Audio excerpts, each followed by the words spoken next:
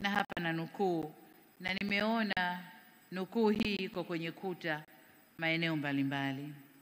Inasema tena, tusichoke katika kutenda mema, maana tutavuna kwa wakati wake, tusipozimia roho.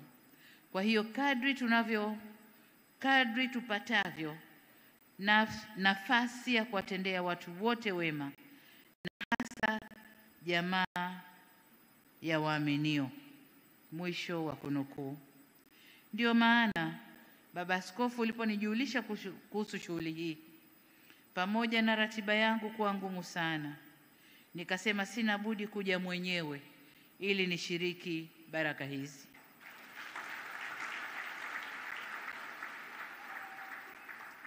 Shughuli hii ya ujenzi wa kituo cha diakonia inatutambulisha au inatukumbusha kwamba watoto wenye ulemavu au mahitaji maalum ni sehemu muhimu ya jamii na kanisa, na kwamba hatuna budi kushirikiana ili kuhakikisha ustawi wao pamoja na changamoto walizonazo.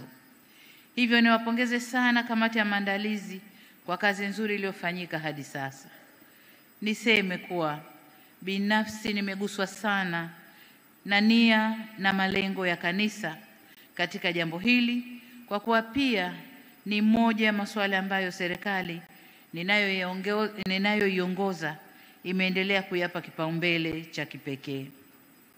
Sambamba na hilo, nasimama mbele yenu kama mama ambaye ninabeba dhamana kubwa ya malezi ya watoto wa taifa hili, sio tu wenye mahitaji maalum, bali watoto wote katika nchi yetu. Nimekuwa nikifuatilia kipindi maarufu cha TBC kinachoitwa Wape Nafasi, na taswira ninayoisoma kwenye kipindi kile ni kwamba mtoto akiwa hana changamoto anakuwa ni wa baba na wa mama, wote wazazi wawili wanakuwa ni mtoto wao. Lakini mtoto akiwa na changamoto anabaki kuwa mtoto wa mama peke yake.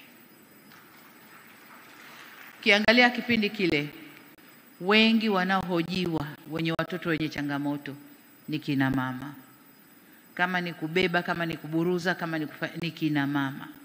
Ukimuuliza baba yuko wapi, alipomwona mtoto hali hii baba kaondoka, au hivyo. Kwa hiyo ndio taswira inayojitokeza, na sisi kama kina mama hatuna budi kusimamia jambo hili. Kwa hiyo ninasimama nikiwa naelewa fika jukumu hili kubwa ambalo wanalibeba kina mama wenye watoto wenye changamoto mbalimbali katika jamii yetu.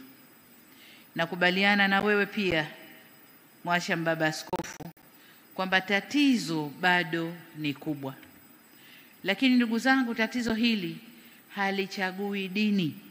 Leo ni kanisa limeamua kuchangisha kujenga kituo kwa watoto hao. Lakini tumeonyeshwa kwenye documentary kwamba mdogo wangu Maida mtoto wake amefaidika na mpango huu. Lakini kuna shekhe hapa mtoto wake amefaidika ndani ya mpango huu, na kuna wengine na wengine na wengine. Kwa hiyo tatizo hili halichagui dini wala halichagui familia ya mtoto huyu kuzaliwa. Ni tatizo la Watanzania wote. Ni tatizo kubwa ambalo tunatakiwa wote kwa pamoja tusimame na tulifanyie kazi. Na bahati mbaya ni kwamba katika miaka hivi karibuni duniani kote kuna ongezeko kubwa la watoto wenye ulemavu wa akili, na hususan wenye akili mtindio kama cerebral palsy, lakini usonji, wenye autism, wenye Down syndrome na mengineyo. Shirika la Afya Duniani linakadiria kuwa katika watoto 100 wanaozaliwa, mtoto mmoja anakabiliwa na tatizo la usonji. Sasa takwimu hizi ni za kidunia, lakini tumemsikia katibu mkuu wa Dayosisi ya Mashariki na Pwani ametaja takwimu ndogo ambazo wao wanashughulikia hili tatizo, takwimu ndogo zilizo nazo kanisa. Sasa hii kwa hapa ndani kwetu nchini ni takwimu chache, lakini kama takwimu za Shirika la Afya Duniani katika kila watoto 100 mmoja anaathirika. Ukichukulia population ya Tanzania, idadi ya watu wa Tanzania, hatukosi watoto kama 60,000 au idadi hiyo wenye tatizo la aina hii.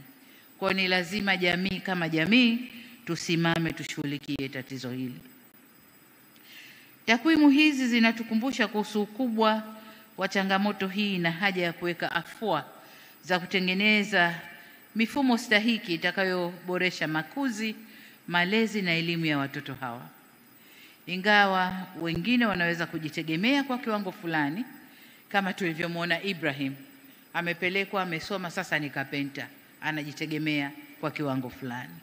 Lakini wengi wao ni wenye mahitaji maalum. Hivyo niwapongeze kanisa, sio tu kwa jitihada mnazofanya kupitia vituo viwili mnavyoviendesha, bali pia kwa kusaidia kuongeza uelewa wa jamii kuhusu changamoto hii na umuhimu wa sote kushiriki katika kukabiliana nayo. Asanteni sana Baba Askofu. Mwashamu Baba Askofu, wageni waalikwa, mabibi na mabwana, serikali kwa muda mrefu imekuwa ikifanya kazi kwa karibu na taasisi mbalimbali zikiwemo taasisi za kidini katika kujenga mazingira shirikishi ya malezi na elimu ya watoto wenye mahitaji maalum. Kufikia mwaka 2024, watoto wapatao 1416 wamesajiliwa katika shule 18 hapa nchini. Vile vile tumeendeleza na kupanua mafunzo ya ualimu kwa ajili ya watoto wenye mahitaji maalum kwa ngazi za stashahada na shahada. Aidha, serikali imeweka utaratibu wa kuhakikisha uwepo wa wataalamu wa kutosha kwa ajili ya viungo physiotherapists, lakini pia wataalamu wa kutosha kwa ajili ya tiba kwa vitendo occupational therapist, na wale wa lugha wa kusaidia matamshi au speech therapist, pamoja na watoa tiba ya afya ya kisaikolojia na wengineo wanaohudumia watoto wa aina hii. Tunafanya hivi kwa sababu watoto wenye mahitaji maalum, hususan wale walioathirika na usonji, hukutana na vikwazo vingi vikiwemo vya mawasiliano, kutoweza kuongea, kutokukubaliwa mashuleni na kwenye jamii, kutengwa na watoto wenzao na kushindwa kuchanganyika, kufichwa majumbani kutokana na imani potofu kwenye jamii juu ya usonji na kadhalika. Hizi ni baadhi tu ya hatua zinazochukuliwa na serikali kuhakikisha watoto wenye mahitaji maalum wanapata malezi majumbani kwao, lakini pia wanapata elimu stahiki kwa kuimarisha huduma za kiafya za kielimu. Katika kujenga uelewa kwa jamii yetu na kulinda haki za watu wenye usonji,